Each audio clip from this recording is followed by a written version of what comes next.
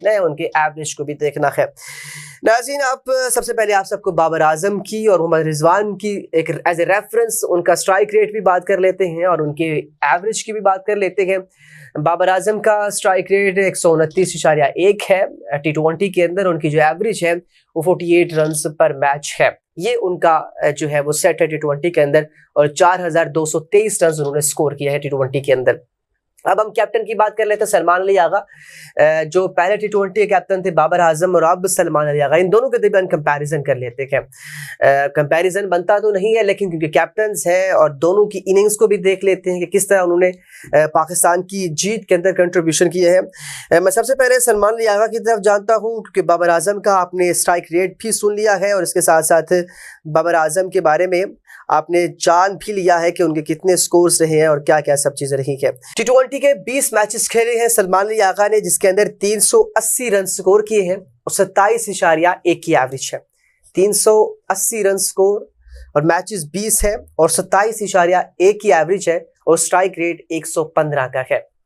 ये स्टैट्स आप देखें, आप बार बार बात करते हैं कि वो प्लेयर आएगा टीम के अंदर जिसका स्ट्राइक रेट अच्छा होगा, जिसकी एवरेज अच्छी होगी और मैच विनिंग रन करता होगा।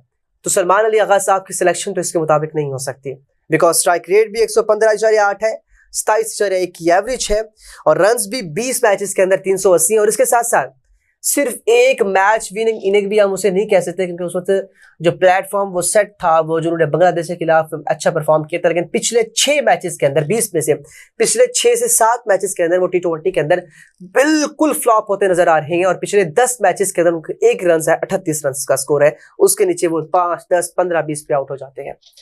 तो अगर इस फार्मूले को देखते हैं नाज़रीन, तो सबसे पहले तो ये तनाज़ा उठता है सलमान अली आगा की इस स्टैंडर्ड के मुताबिक उनकी जो सिलेक्शन है वो नहीं बनती।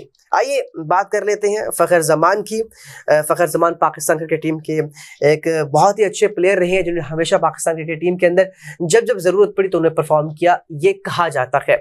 लेकिन फ़खर ज़मान की पूरी क्रिकेट को देखा जाए तो वो एक दफ़ा आएंगे और एक 100 करेंगे या एक 200 करेंगे या एक 80 करेंगे, एक 50 करेंगे, उसके बाद वो 6 से 7-8 महीने के लिए ऑफ कलर हो जाते हैं, उनके रन नहीं आते और उसके साथ साथ वो इंजर्ड भी हो जाते हैं।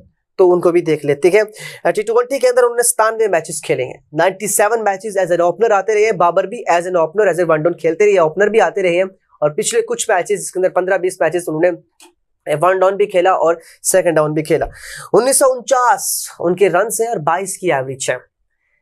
एवरेज के अंदर भी पीछे है, एवरेज भी 22 की है और स्ट्राइक रेट इनका 131.8 है, मतलब कि बाबर आजम से तकरीबन उनका 129.8